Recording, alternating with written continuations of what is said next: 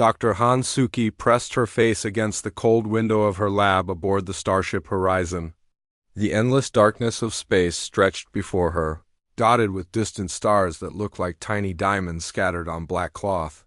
She had been staring at the same view for 3 months now, and it never got less lonely. The other scientists on the ship avoided her. They thought her research was useless. While they studied weapons and shields, Suki spent her time learning about alien life forms. She wanted to understand them, not destroy them. This made her different, and different was not welcome on a military vessel. Still looking for your alien friends, Suki? Lieutenant Commander Lee Jinho walked into her lab without knocking. His voice carried the same mocking tone she heard from everyone else on the ship. Suki did not turn around.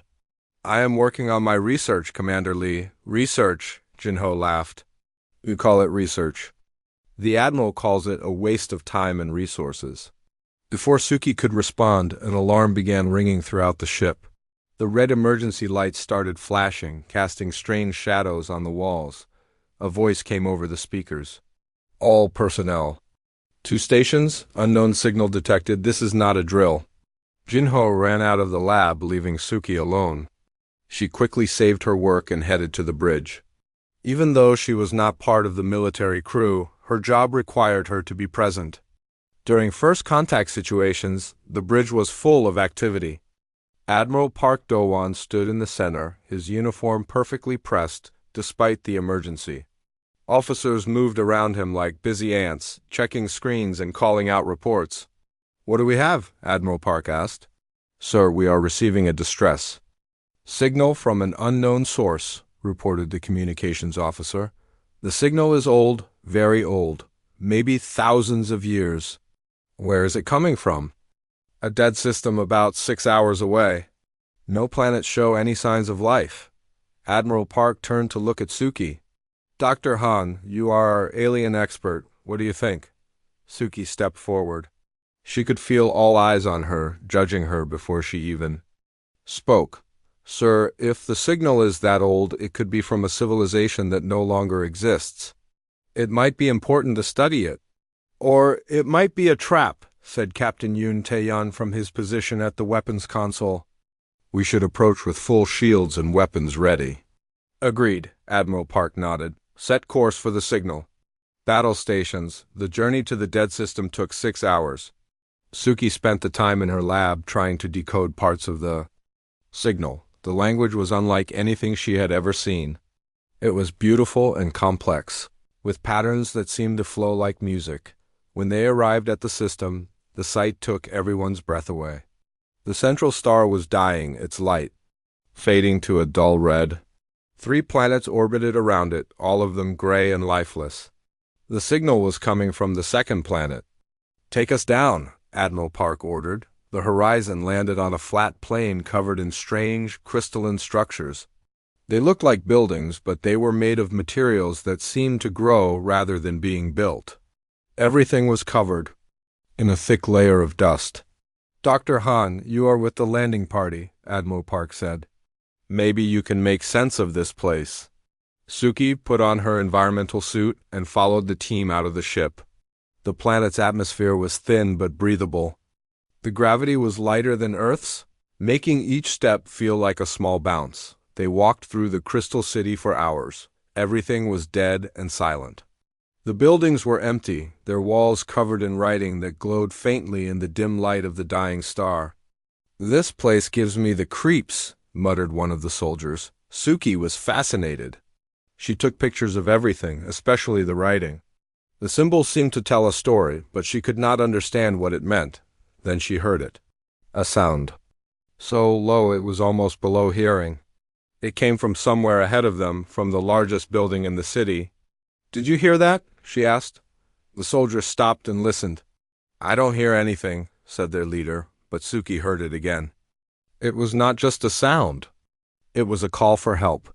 She walked toward the large building, ignoring the protests of the soldiers behind her. The entrance was huge, big enough for something the size of a spaceship to pass through. Inside, the building was dark except for a faint blue glow coming from the center. Suki activated her flashlight and stepped forward carefully. What she saw made her gasp. In the center of the room lay a creature unlike anything she had ever imagined. It was enormous, at least 50 meters long, with a body that looked like a cross between a dragon and a snake. Its scales were dark blue and seemed to shimmer like the surface of deep water, but the creature was hurt. Dark liquid that might have been blood pooled around several wounds on its body. The creature's eyes opened as she approached. They were large and intelligent, filled with pain, but also with something else, hope. "Stay back, Dr. Han," one of the soldiers called out. That thing could be dangerous, but Suki felt no fear. She felt only curiosity and compassion. The creature was clearly dying, and it had been calling for help. She knelt down beside the massive head. The creature watched her with those intelligent eyes. Slowly, carefully, she reached out and touched its snout. The moment her hand made contact, images flooded her mind. She saw this world as it once was, green and full of life. She saw the creature's people, beings of great wisdom and power who had protected the galaxy from terrible dangers. She saw the war that had destroyed them all, leaving only this one guardian behind.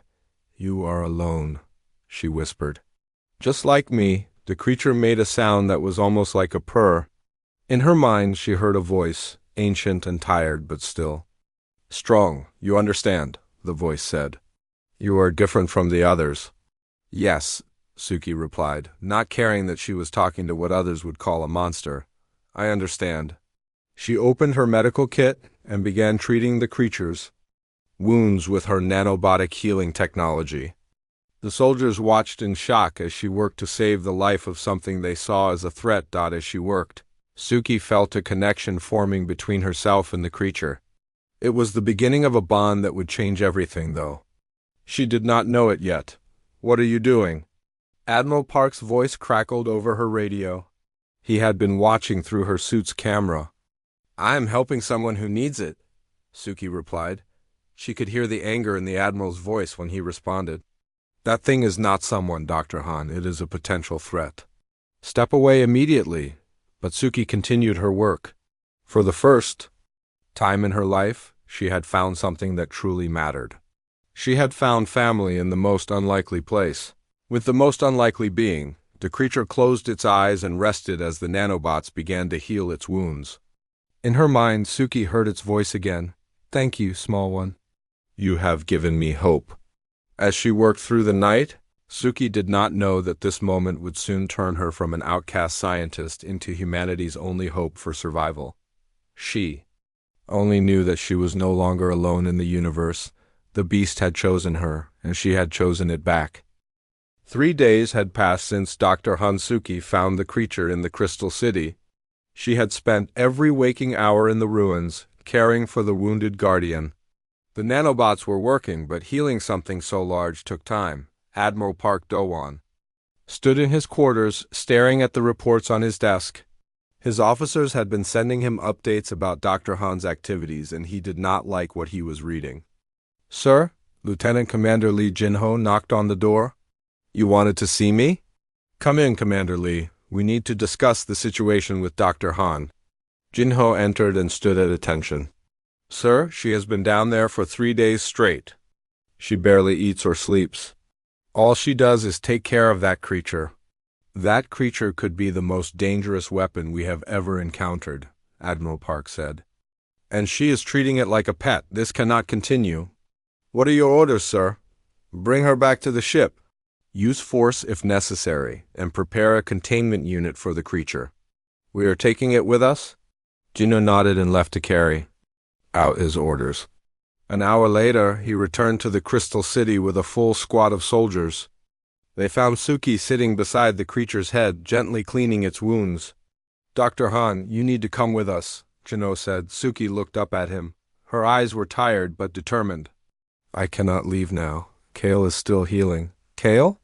Jinho raised an eyebrow. "You named it?" "That is his name. He told me himself." The soldiers looked at each other nervously.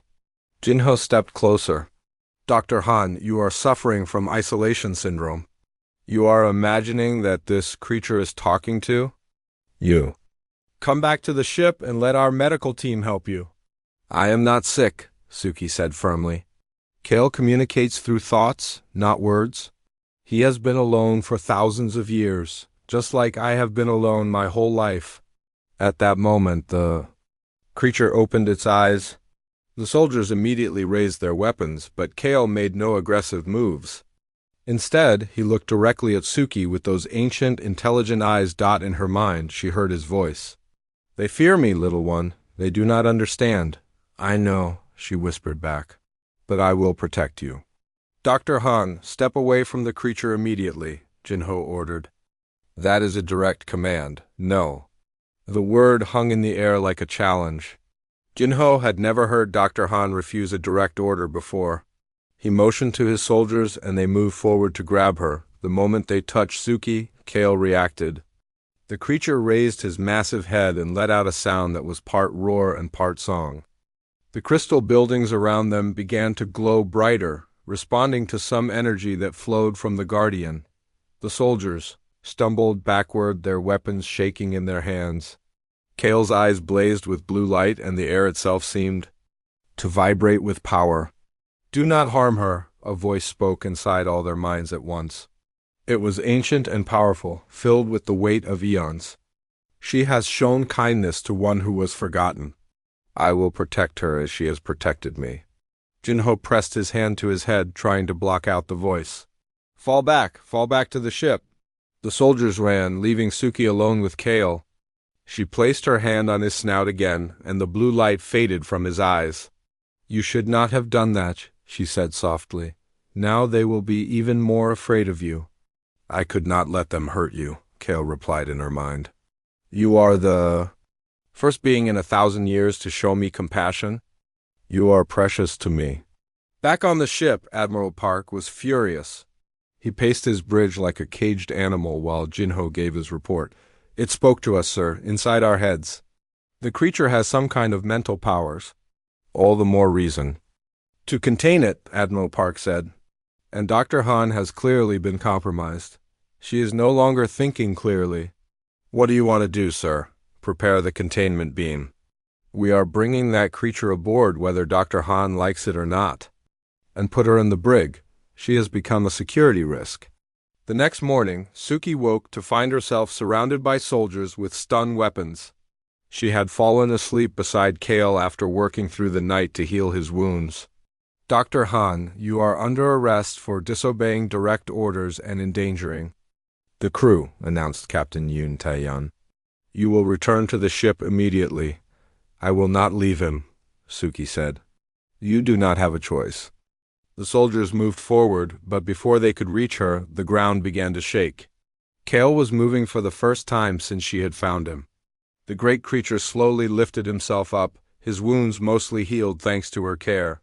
He was even larger than Suki had realized.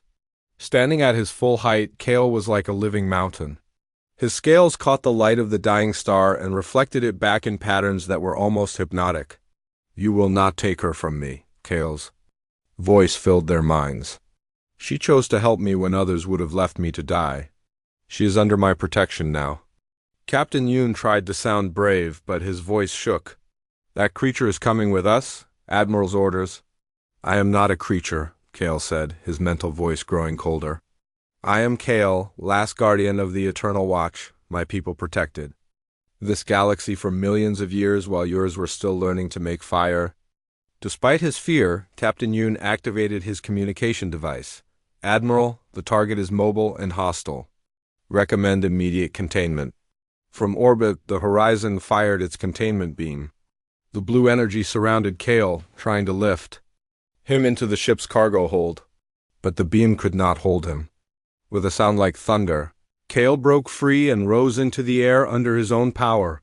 The soldiers watched in amazement as the massive guardian floated upward, defying gravity itself. He was not flying the way birds or ships fly. He was moving through space as if it were water, swimming through the air with graceful motions of his serpentine body. Impossible, Captain Yoon whispered. Kale descended and gently wrapped his body around Suki, protecting her from the soldiers. Little one, they mean to separate us. But I will not allow it. Kale, you are still weak from your injuries. You should not fight them. I am stronger than I was. Your healing has given me back much of my power. And there is something I must tell you, something important. In her mind, Suki saw images of space, but not empty space. She saw things moving in the darkness between stars. Things that were wrong, mechanical, hungry. They consumed everything in their path, turning planets into more of themselves. The Devourers! Kale's voice was filled with ancient fear. They are coming. My people fought them once and won, but at great cost. Now they return, and I am the only guardian left to face them. How long do we have? Suki asked. Not long. Maybe months, maybe less. Your people must be warned. Captain Yoon was still trying to contact the ship. Admiral, we need backup down here. The situation is out of control. Admiral Park's voice crackled. Over the radio, all units fall back to the ship. We are leaving this system immediately. What about Dr. Han, sir? She made her choice. She chose that monster over humanity. Leave her. The soldiers ran back to their transport ships. Within an hour, the Horizon was preparing to leave orbit. But as they tried to jump to faster-than-light speed, their sensors detected something. Impossible. Kale was following them. The Great Guardian was swimming through space itself, keeping pace with their starship as if the vacuum were an ocean and he was a whale. Sir, the creature is matching our speed, reported the navigation officer. Admiral Park stared at the screen in disbelief. How is that possible? Nothing living can survive in open space. Maybe it is not really alive, suggested Dr. Choi Yun-ji, the chief scientist. Maybe it is some kind of ancient technology we do not understand. Inside her quarters, which were now more like a prison cell, Suki could feel Kale's presence in her mind. The bond between them had grown stronger. She could sense his determination to stay close to her, no matter what the cost. You should go. Back to your world, she told him silently. You do not need to follow me. You are wrong, little one, Kale replied. I have been alone for so long that I forgot what it meant to have family. You reminded me I will not lose you now. They think. You are dangerous. I am dangerous, but not to you. Never to you. As the Horizon traveled through space with its strange escort, Admiral Park called an emergency meeting. The senior officers gathered to discuss what to do about their uninvited guest. We cannot allow this creature to follow us to Earth, Admiral. Park said it could be a threat to our entire world. Maybe we should try to communicate with it, suggested Dr. Choi. Dr. Han seemed to have some success.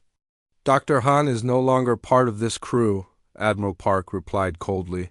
She chose that monster over her own species. As far as I am concerned, she is a traitor. But even as he spoke those words, Admiral Park knew that the situation was far more complicated than he wanted to admit. The creature had shown intelligence and power beyond anything they had encountered before.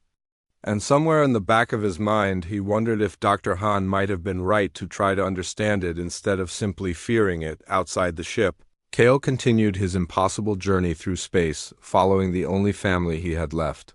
He knew that difficult times lay ahead, but for the first time in thousands of years, he was not alone. The bond between the outcast scientist and the ancient guardian was growing stronger with each passing hour. Soon that bond would be tested, in ways neither of them could imagine. 2 weeks had passed since the Horizon left the dead world. Dr. Han Suki remained locked in her quarters, officially labeled as a traitor by Admiral Park Do-won. But her connection with Kale had only grown stronger during their separation. Every night, she would sit by her small window and watch the Great Guardian swimming through space beside their ship. His massive form moved with impossible grace through the vacuum, scales glowing softly in the starlight. Other crew members had stopped looking out the windows. The sight of the creature following them made everyone nervous. On the bridge, Admiral Park was reviewing reports from the outer colonies. Everything seemed normal. Trade ships moved between systems, mining operations continued their work, and the defense fleet maintained its patrols. There was no sign of any threat. Sir, Communication Officer Kim Nara called out. We are receiving a priority message from Commander Baek Min-ho's scouting fleet. Admiral Park straightened in his chair. Commander Beak was leading a mission to investigate energy readings at the galaxy's rim. His reports were always routine. Put it through. The main screen flickered to life, but instead of Commander Beak's calm face, they saw chaos. The bridge of his ship was filled with smoke and flashing red lights. Commander Beak himself was bleeding from a cut on his forehead. Admiral Park, this is Commander Beak. We are under attack. Repeat, we are under attack by unknown hostiles. Commander, what is your situation? Sir, we encountered them at coordinates 774 by 229. They came out of nowhere. Ships made of metal and crystal, but they move like they are alive. Our weapons barely scratch them. The transmission was interrupted by a terrible sound like metal being torn apart. Through the static, they could hear crew members screaming. Commander, report. They are not just attacking us, sir. They are eating our ships, converting the metal into more of themselves. I have never seen anything like it.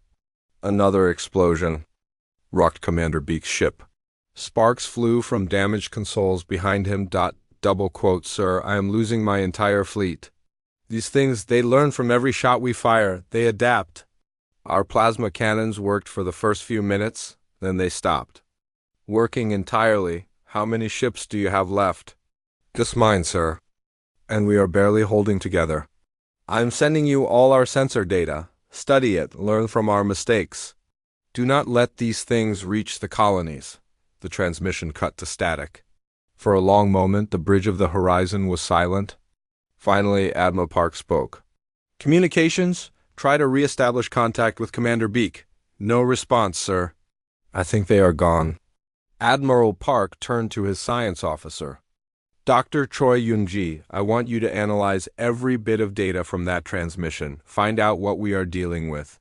Dr. Choi nodded and began working at her station. As she studied the sensor readings, her face grew pale. Admiral, these readings are impossible. The hostile ships seem to be made of a self-replicating metal. They consume other materials and use them to build more of themselves. How many ships did Commander Beak encounter? According to his sensors, the enemy started with 12 ships. By the end of the battle, there were over 40. A chill ran through the bridge crew. An enemy that grew stronger by destroying its opponents was every military commander's nightmare. Could this be some kind of new alien technology? Asked Captain Yoon Tae-yun. I do not think so, Dr. Choi replied. The energy signatures are unlike anything in our databases. These things are old, very old. Maybe older than any civilization we know about. In her quarters, Suki felt Kale's presence in her mind become more urgent. She could sense his fear and anger, emotions so strong they made her hands shake. Kale, what is wrong? They have found us. His mental voice was filled with ancient dread. The Devourers have awakened. I can feel them even from this distance. The things that attacked Commander Beak's fleet? Yes, they are the same enemy that destroyed my people. Machines that eat everything in their path. They turn planets into more of themselves, leaving nothing but dead metal behind. Suki closed her eyes and concentrated on their mental link. Through Kale's memories, she saw flashes of the ancient war. Worlds consumed by endless swarms of mechanical parasites. Guardian creatures like Kale fighting desperately to hold them back. The final battle that left his people extinct, and the Devourers sleeping in the dark spaces between galaxies. How did your people stop them before? We did not stop them. We only made them sleep. It cost us everything. Every Guardian gave their life to create a barrier that would hold them for a time. I was the only survivor left to watch and wait. But the barrier is broken now? It has been weakening for centuries. Your people's expansion into space, your wars, your energy weapons, all of it has been disturbing the ancient seals. Now the Devourers are fully awake and they are hungry. On the bridge, Admiral Park was meeting with his senior officers. The sensor data from Commander Beak's final battle was spread across the main table. Recommendations? Admiral Park asked. We should evacuate the outer colonies immediately, suggested. Dr. Choi, get the civilians away from the rim territories? That would cause panic, Captain Yoon objected. And we still do not know how serious this threat really is. Commander Beak might have encountered a small raiding party. A small raiding party that destroyed an entire scout fleet? Dr. Choi shook her head. Admiral, I think we should consider consulting with Dr. Han. She has been studying ancient alien civilizations. She might have insights we are missing. Dr. Han is a traitor, Admiral Park said coldly. She chose that monster over humanity. I will not ask for her help. But sir, what if the creature she is protecting knows something about these attackers? What if it could help us? That thing is more likely to be working with them than against them, Captain Yoon said. For all we know, it led them right to us. Through her connection with Kale, Suki heard every word of their conversation. The ship's communication systems were no barrier to the Guardian's mental abilities. They think you are working with the Devourers, she told him. I expected as much. Your people fear what they do not understand. But their fear will not protect them. From what is coming, how long do we have? Not long. The Devourers that attacked your commander's fleet were just scouts. The main swarm is still traveling, but they move faster than your ships. Maybe days, maybe weeks, but they will come. That night, Suki made a decision. She activated the emergency override on her door lock, a function built into all crew quarters in case of ship-wide emergencies. The corridor outside was empty. Most of the crew was asleep. She made her way to Dr. Choi's laboratory. The scientist was still awake, working late to analyze the data from the attack. Dr. Han? Dr. Choi looked up in surprise. You should not be here if Admiral Park finds out. Yunji, you have to listen to me. I know what those things are. Dr. Choi hesitated, then gestured for Suki to sit down. Talk. They are called Devourers. They are ancient machines, older than human civilization. Kale's people fought them millions of years ago. Kale, the creature following our ship? He is not just a creature.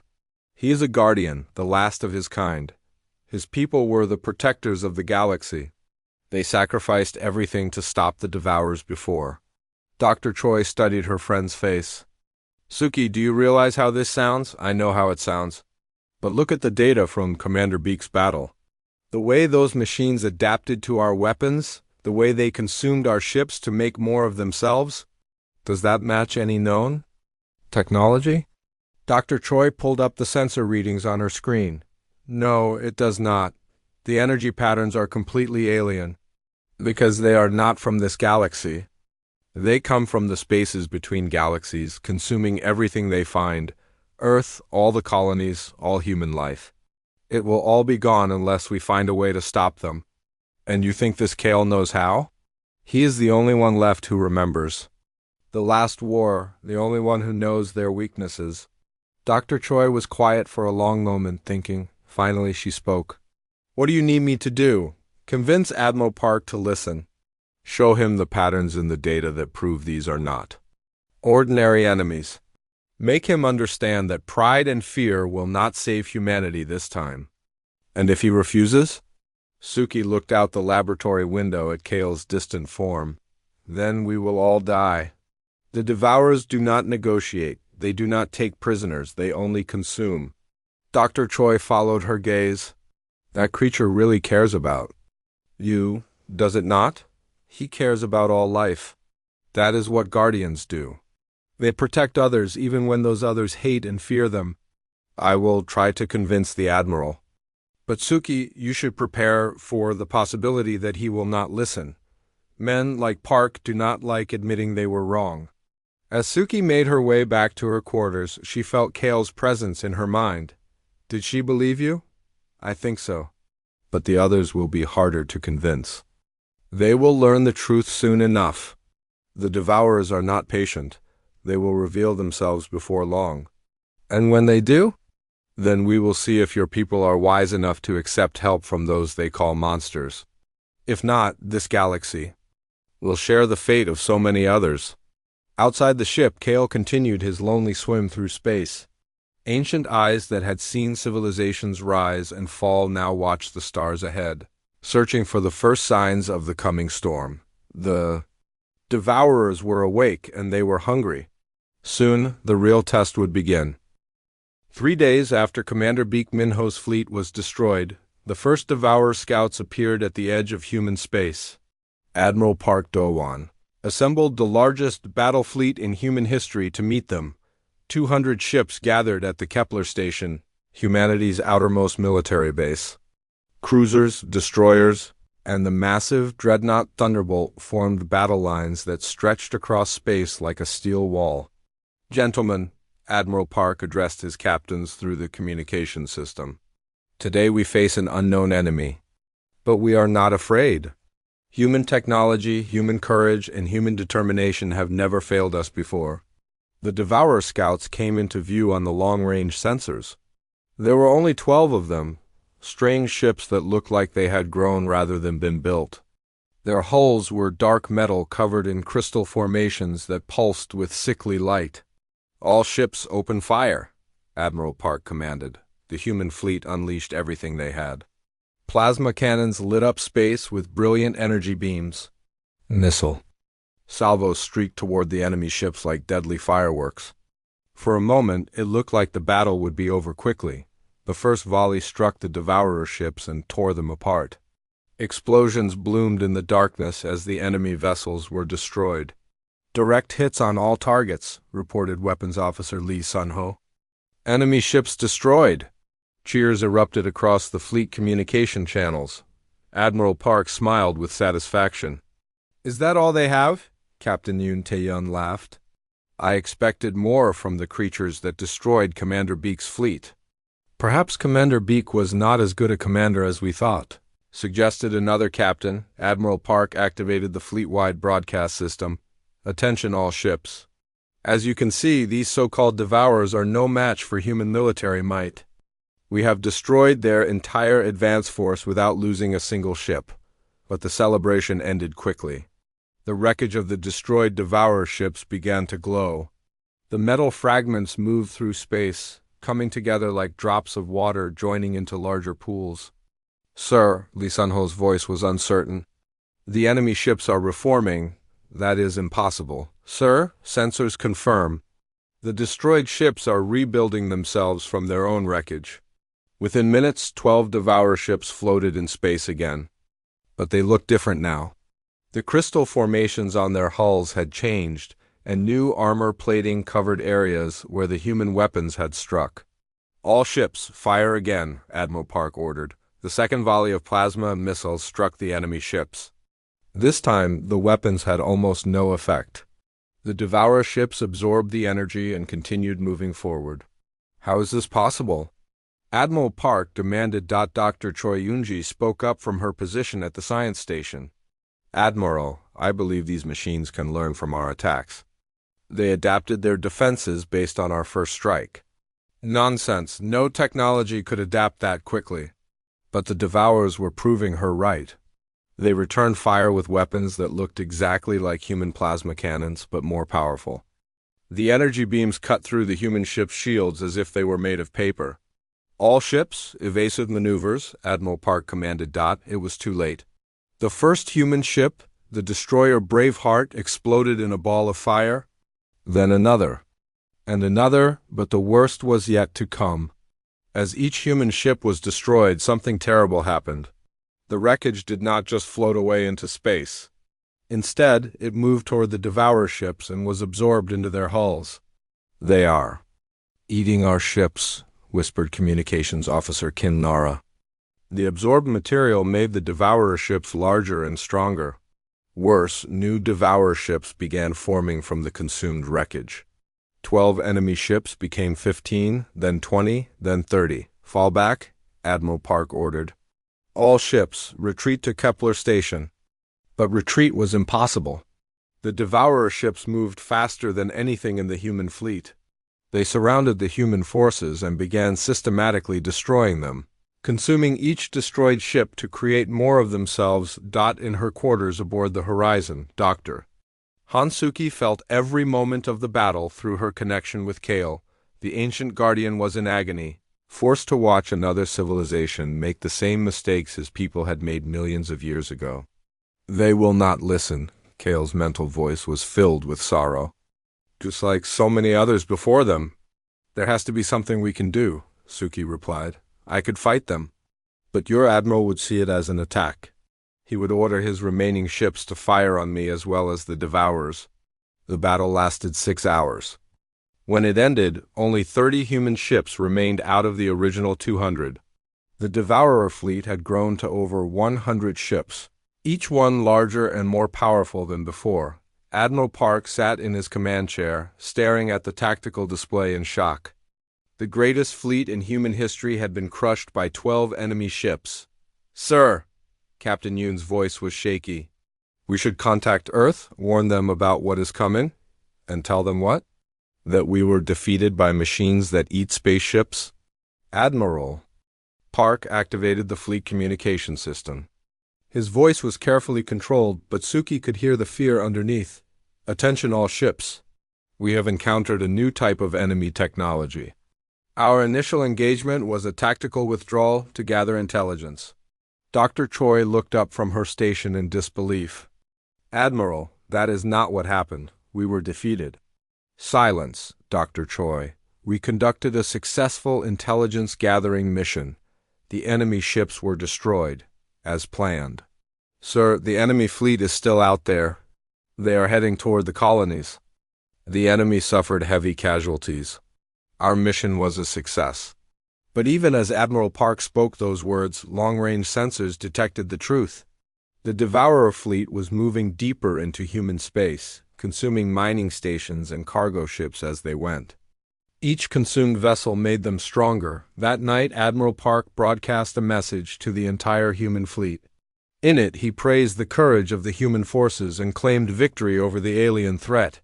He even included recordings of the first volley showing human weapons destroying the enemy ships. What he did not show was what happened afterward. The broadcast was transmitted throughout human space. On Earth, military leaders celebrated the great victory. On the colonies, people felt safe knowing their defenders were so strong, but some people saw through the lies. Dr. Choi had been secretly recording the real battle data. She tried to send warnings to the outer colonies, but Admiral Park's security forces stopped her. Dr. Choi, you are under arrest for spreading false information and undermining fleet morale, announced Captain Yoon. As Dr. Choi was led away in restraints, she managed to send one last message to Suki's quarters. The truth is in the data files. Kale was right. We should have listened. The Horizon continued its journey back toward Earth, officially carrying news of humanity's great victory. But Kale swam alongside them, and through him, Suki could sense the approaching darkness. The main Devourer swarm was coming, not dozens of ships but thousands. They had been awakened by the taste of human technology, and they were hungry for more. How long do we have? Suki asked. Days, maybe less. The scouts have sent their signal. The swarm knows where to find your worlds now. And Admiral Park still refuses to admit the truth. Pride has destroyed more civilizations than any weapon, Kale replied sadly. Your people are not the first to choose comfortable lies over difficult truths. As the Horizon traveled through space, Admiral Park prepared his next broadcast. He planned to announce an even greater victory, claiming that the alien threat had been completely eliminated. He had no idea that in doing so, he was signing humanity's death warrant. The colonies would be unprepared. Earth's defenses would be relaxed. And when the real swarm arrived, there would be no one ready to face them, except for one ancient guardian, who had been waiting in the darkness for a very long time. The mockery was about to end. The fall was about to begin, and somewhere in the space between stars, thousands of hungry machines heard the call of their scouts and began to move toward a small blue world that had no idea what was coming. The main Devourer swarm arrived at Earth 2 days later. They came not as dozens of ships, but as thousands. The sky above humanity's homeworld turned black with mechanical death. Admiral Park Do-won stood on the bridge of the Horizon, watching in horror as his lies crumbled around him. The orbital defense stations around Earth opened fire, but their weapons were useless. The Devourers had learned from every human attack over the past week. Sir, Earth Defense Command is requesting immediate support, reported communications. Officer Kim Nara, Her voice was barely controlled panic. All ships move to support Earth's defenses, Admiral Park commanded, but there were so few ships left. The great human fleet had been reduced to scattered survivors, and they were no match for what was coming. On the surface of Earth, people looked up at the sky and saw their nightmares made real. The devourer ships blocked out the sun, smaller.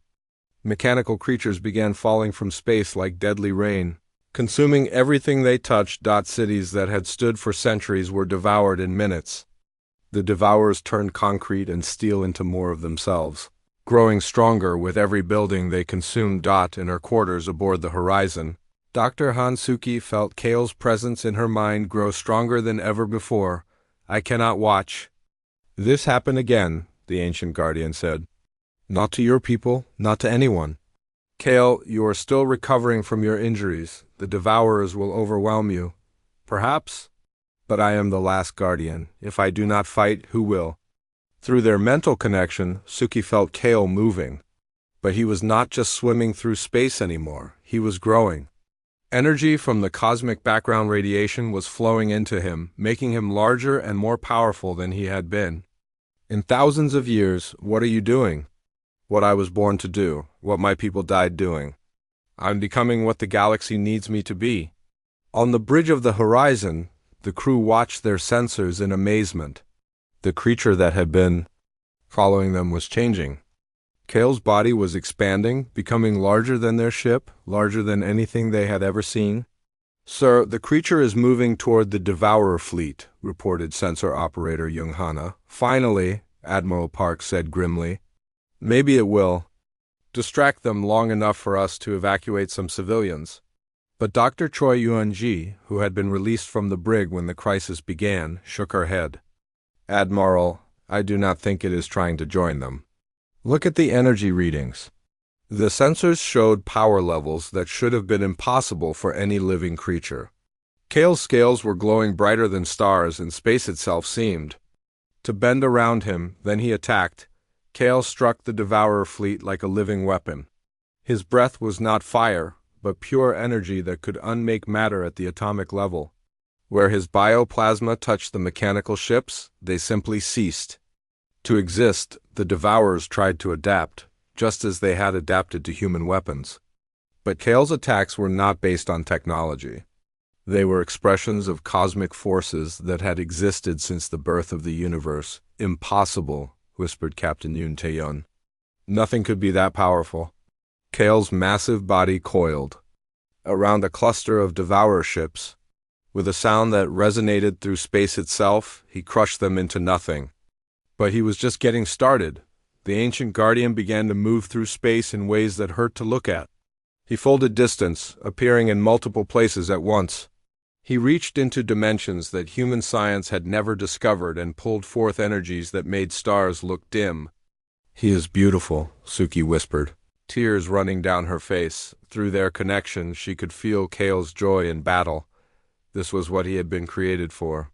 This was his purpose, written into his very essence by beings so advanced that humans could not comprehend them. The Devourers threw everything they had at Kale, ships the size of cities, fired weapons that could crack planets. But the Guardian's scales turned aside attacks that should have vaporized him instantly. More than that, Kale was learning their patterns just as they had learned his people's attacks millions of years ago. But where they adapted through mechanical analysis, he adapted through pure intuition and cosmic understanding. "Sir, the creature is destroying entire Devourer formations," reported Young-hana. Her voice filled with awe. Admiral Park stared at the tactical display. In 10 minutes, Kale had destroyed more enemy ships than the entire human fleet had managed to scratch.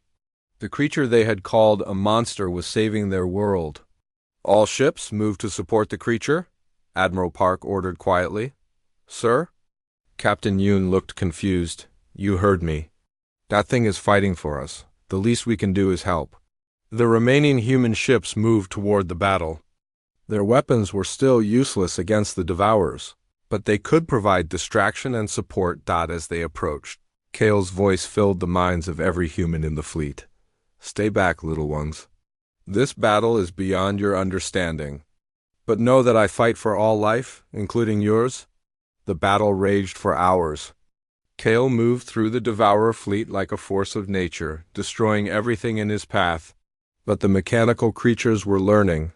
They began to work together in ways they never had before, combining their ships into larger and more powerful forms. A massive Devourer construct, built from hundreds of consumed ships, rose to face Kale. It was the size of a moon. Covered in weapons that could sterilize continents, the two titans clashed above Earth's atmosphere. Energy discharges from their battle lit up the night sky like aurora. Mountains shook from the gravitational waves they generated. For a moment, it seemed like the Devourer construct might win. Its sheer size and firepower were overwhelming even for Kale, but the Ancient Guardian had one more surprise. Kale opened his mind fully, not just to Suki, but to every living thing in the solar system. Humans, animals, plants, even the simplest bacteria, all life became connected through him. "I am not alone," his voice whispered through a billion minds at once. Life fights together, life protects life. Power flowed through the connection. Not technological power, but the fundamental force that drove evolution, growth, and consciousness itself. Kale became more than just one creature. He became the voice of all life in the galaxy. The bioplasma that erupted from him was no longer just energy. It was the concentrated will of every living thing that refused to be consumed by mechanical death. The Devourer construct tried to adapt, but there was nothing to adapt to. This was not a weapon or a technology. This was life itself in all its chaotic, beautiful, impossible complexity. The construct dissolved like salt in water. The remaining Devourer ships, suddenly cut off from their hive mind, began to shut down and drift powerlessly through space, but the victory came with a price. Kale's massive form was fading. The energy he had channeled was more than any single being could contain. He was burning himself out like a star at the end of its life. "Kale!" Suki's mental cry reached across space. "It is all right, little one," he replied, his voice growing. "Weaker. This is what I was meant to do. My people's sacrifice was not in vain if it taught me how to save yours." Admiral Park stood on his bridge, watching the creature that had saved humanity begin to fade away. For the first time in days, he spoke with complete honesty. "All ships, stand down. Honor guard formation around the Guardian." The human fleet arranged itself in a circle around Kale's dying form. It was a small gesture, but it meant everything to the ancient creature who had spent so long alone. "Thank you," Kale whispered to them all, "for letting me remember what it means to have family." As Earth's sun rose over the horizon, Kale's physical form began to dissolve into points of light. But his consciousness did not fade. Instead, it spread outward, becoming one with the cosmic background radiation itself. He was no longer a single creature. He had become something greater. A presence that would watch over the galaxy, ready to awaken whenever the darkness threatened. To return Dodd and inner quarters aboard the Horizon, Dr. Han Suki felt a warmth in her mind. That told her she would never truly be alone again. The beast had become humanity's savior. The monster had proven to be their greatest protector, and for the first time in his existence, Admiral Park understood what it meant to be humbled by something greater than human pride. 1 month after the battle above Earth, the funeral ceremony began. Not for the thousands of humans who had died in the Devourer attack, though they were mourned as well. This ceremony was for Kale, the ancient guardian who had given everything to save a species that had feared and rejected him. Dr. Han Suki stood at the front of the great memorial hall on Earth. Before her sat representatives from every human colony, every military unit, every government on every settled world. The same people who had called her a traitor now looked to her for guidance. Admiral Park Do-won sat in the front row, his uniform bearing new insignia. He had been promoted to fleet commander after his honest report about the Devourer War.